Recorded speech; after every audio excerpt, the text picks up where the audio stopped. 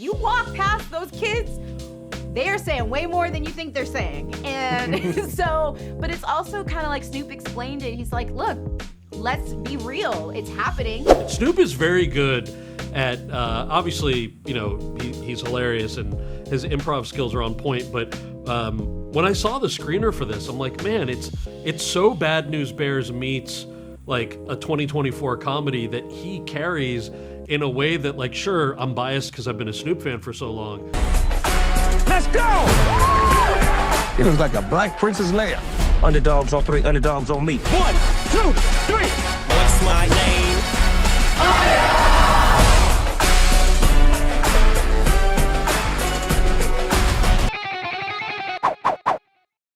I do have to say right off the bat that any movie, TV show that you're in, instantly better because you're in it. So very excited to see this.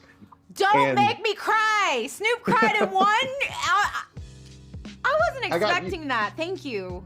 You know, Southside with You, Get On Up, great, unbelievable performances. And I know you can do drama, I know you can do comedy, but in a project like this, how do you keep it together with Snoop and these kids just going off for the entire movie? Snoop, these kids, and Mike Epps. I mean, it's very the heavy lifting was more on Snoop, so I got to laugh a little more. But you know what? It all worked because the camaraderie that we all shared, it showed up on the screen because we were able to like laugh and like have moments where we broke character or where somebody said something funny or an ad lib. So all of that, like all the messiness of what a comedy should be, I think, ends up on screen because it ends up funnier because we actually like each other. We actually are getting along and we're actually laughing in real life. And, you know, when I was a kid, I knew that all the kids around me, we swore like crazy. And you don't do it at home, but you do it in front of your friends. But hearing it come out of these kids' mouths, I mean, what was that? Did it feel like, I can't believe these kids are saying this stuff? Oh, I felt like a mom because I am a mom. And I was like, are y'all sure they should? All right. You know, it was definitely at first, it was jarring because I'm like, whoa, they're so little. But it's true. It's like, you know, I went like in front of my niece's school when she was younger. Like, you walk past those kids, they are saying way more than you think they're saying. And so, but it's also kind of like Snoop explained it. He's like, look, let's be real. It's happening. So like, let's listen to it. But once you kind of get past that and who they are, and it's just part of like them talking and the culture of whatever that is, then you get to see the love and the camaraderie and everything else in the film. And, you know, as a musician, we know what Snoop is capable of, but when he swears, it's almost like poetry when it comes out of his mouth. So when you're hearing it, could you like, this is Snoop right here doing this. It's so true. It sounds like a song. It sounds just like, even when he was kind of like, today we were together and he was kind of cursing at somebody, but it wasn't like a mean curse. It was just like, it was just so fluid. And I don't know how he does it. He's just Snoop. So it doesn't sound bad. So I just feel like, everybody will be able to get through it. So out of all the scenes in this film, what was the hardest one to get through with a straight face? With a straight face? When they turned on that song, bitch, that whatever that song, bitch ass something. I just was like, at first I was like, what is going on?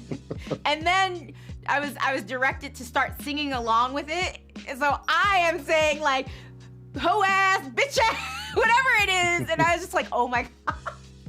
So I'm like laughing at myself, but also laughing at everybody around me who's also doing it as well. Well, it's hilarious. It's absolutely a blast. Thank you so much for your time today. Thank you so much. I was a football legend. But once you reach the mountaintop of greatness, everybody wants to see you fall. The problem is that you're a selfish prick who's impossible to work with. Man, fuck you, you Harold and Kumar looking motherfucker. I'm through with this shit. Been a big fan of yours for years. Love so many of the projects you've been in. And looking back over the different projects you've been a part of, I don't recall you ever playing an agent before. So playing an agent, is this something that you feel like you got to tread water to make sure you're not going to be mocking somebody that might take it personally? No, they deserve to be mocked. I figured that was going to be your answer. Yeah. Now the character I play is loosely based on a guy I met once years ago, who like would say anything just to be liked. And I met him. This is probably literally 20 years ago. I had been replaced on like a sitcom pilot that I was on, which is common, in the casting process. People get replaced all the time. But when you're a younger actor and you get told that they're replacing you for somebody else, like I was kind of freaking out. I drove to my manager's office to get some counsel. And there was he was a manager technically, not an agent, but this guy who was like in the waiting room sees me come in, worked for the same company, and goes, bro, I'm hearing great things. They love you. I'm like, who loves me? Like the show, bro, they love you. And I said, when did you get this information? Oh, like 7 minutes ago. I just got off the phone with them. They love you. And I kind of cursed them out, and I was like, they fired me an hour ago. You're like, you're full of shit.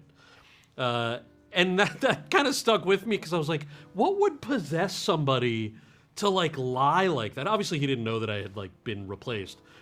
But the absurdity of that man is kind of like in this character a little bit, with a couple of key differences.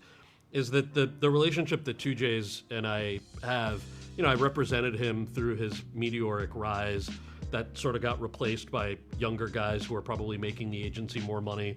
So like in the first scene, you see that I'm not really returning his calls as quickly, but I still care deeply about him, and my sort of little arc is trying to get him back in business, and then his decision point at the end is whether he's going to want to get back in business or whether he's going to have some loyalty towards these kids. And I thought that was just such a cool thing. That you're right when you ask the question. Usually characters like this, especially in a show like Entourage, they're kind of one note. I'm a big Entourage fan, by the way, so I'm not trying to disparage. But what I liked about this was in the conversations with Charles before we got into shooting, there was a lot more backstory that we went in to kind of layer it with. Does he actually care about 2J's and why? And there's that perfectly placed Harold and Kumar joke that he drops. Yeah. Was that something off the cuff, or was that in the script? No, dude, he improvised that the first take. So right out of the gate. I wanted to see your face. I wanted to see the reaction in that scene to see how that would have come off. How did you take that? The reason you probably don't see it is I was fighting really hard not to laugh.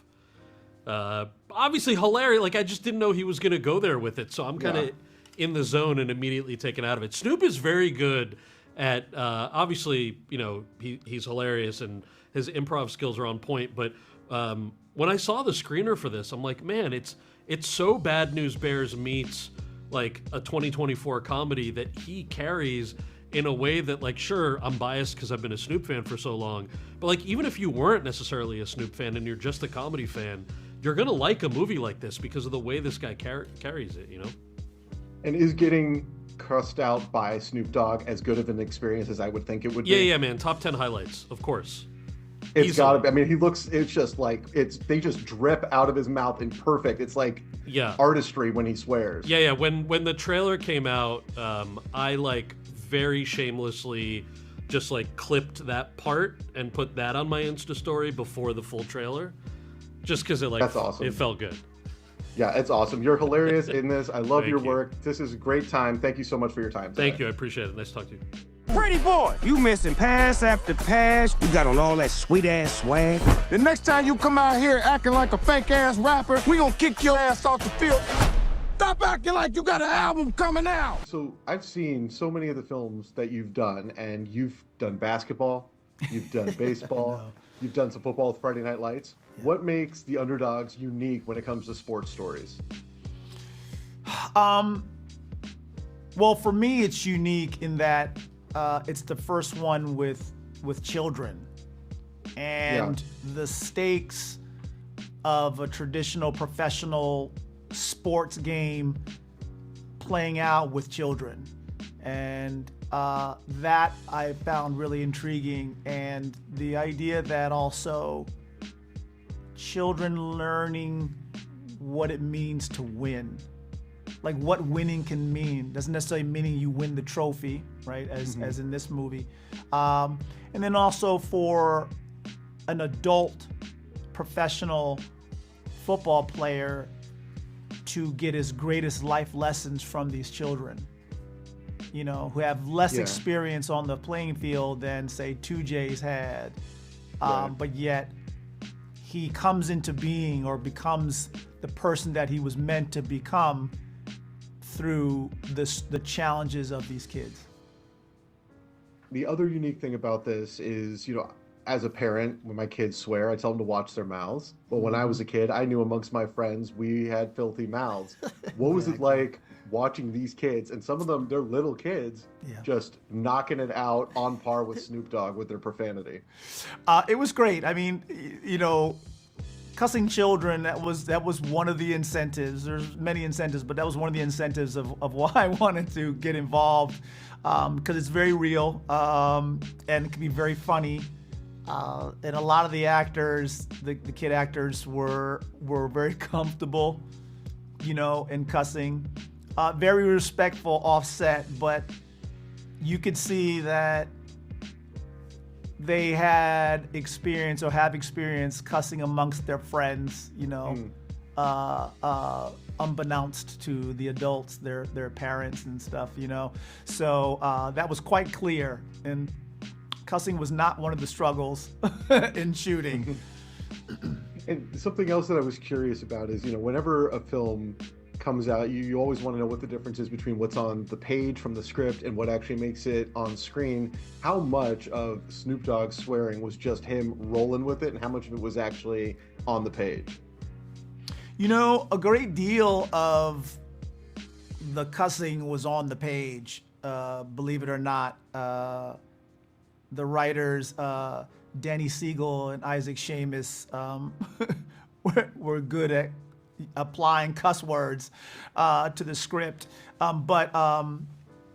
Yeah, Snoop definitely, especially when he was, dialoguing opposite Mike Epps, they just the improvisation was fantastic. Mike Epps was just, he's a stand-up comedian, and his level of how do I say, semantics repartee was commendable, especially opposite Snoop. So they definitely brought stuff, but the script when I first read had a great deal of profanity already. So they just sculpted the profanity, I guess you could say. Awesome. Well, it's very funny. It's done so well, and I really love that the ending goes the way that it did, and I can't wait for people to check it out. Thank you so much for your time today. Thank you. I appreciate it.